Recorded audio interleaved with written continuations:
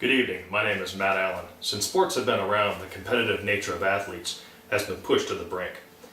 As the times have changed, so have the way athletes go about in pursuing their competitive drive.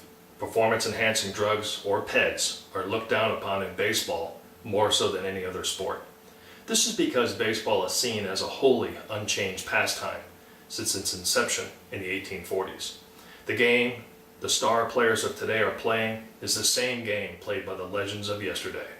However, PEDs cast a shadow of doubt over records and milestones today that would never have struck this type of discussion decades ago. Here is how performance-enhancing drugs became so prevalent in baseball.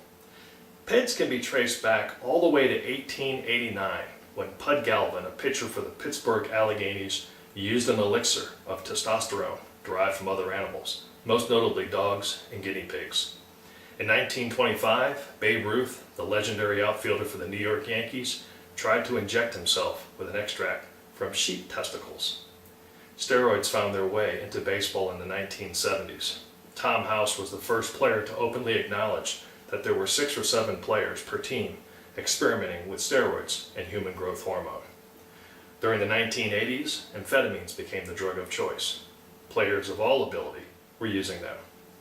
By the 1990s, steroids had become an epidemic. A player representative stood up at the winter meeting of the Executive Board of Major League Baseball Players Association and reported this problem. Initially ignored, his claim later became too large to disregard because of statistical absurdity. There have been 9 players to hit 60 or more home runs in a season. From 1927 to 1998, a span of 71 years, only Babe Ruth and Roger Maris had hit more than 60 home runs. From 1998 to 2001, a span of only 3 years, Barry Bonds, Mark McGwire, and Sammy Sosa hit 60 home runs a combined 7 times. These same 3 players have also been linked to steroids. In 2003, baseball orchestrated a sample test to determine how many players were on banned substances. The results were eye-opening, but the players on the list also remained anonymous. Baseball then instituted drug testing and suspensions.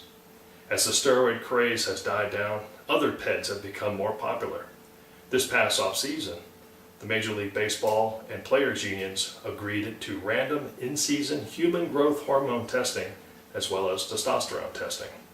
Whenever we hear of performance-enhancing drugs in baseball, the heart of a fan skips a beat. Why do our favorite players have to cheat to prove they are solid Major League players? Baseball is a game which ties many people to their childhood, and if this pure element of their childhood is tarnished, then what can ever be innocent in the world of sports? Home run king Barry Bonds is statistically one of the most coveted hitters to ever walk into a batter's box, but it will be having given in to an era full of off-field temptations that will keep him out of the hallowed ground of Cooperstown. The argument of whether or not the gates of Cooperstown should be open to PED users has been a controversial one. A decade with such widespread cheating has never before been seen in sports. Some sports writers claim that any success PED users had was rooted in culture, but I believe they are wrong. If this is the excuse, then what about the era of gambling in baseball's earlier years? Putting the infamous Black Sox scandal aside, gambling was rampant and a true epidemic problem in baseball prior to 1921. Like today, gambling by players, coaches, and managers was illegal and considered a form of cheating. Under then baseball commissioner Landis, 14 players, managers, and owners were banned from baseball and the Hall of Fame for betting and throwing games. Landis, a former district court judge, was a true pioneer in laying down the law to help fix a broken game. His vehicle for doing so was handing out harsh punishments that included exclusion from baseball and baseball's Hall of Fame. Gambling was certainly rooted in the culture of baseball during the beginning of the 20th century, and players were banned from the game. Yet, some writers today believe that steroids were simply a product of the times, and all those convicted should be allowed a shot at the Hall of Fame ballot. It just doesn't make much sense to me. It's time to fix this game. It's time for Commissioner Seelig to refrain from his passive legislation of the old and begin Landis-style judgment for convicted steroid users. Thankfully, Hall of Fame voters have and will continue to provide a barrier for PED users. Certain known violators didn't receive enough votes to get into Cooperstown when voting commenced this past January.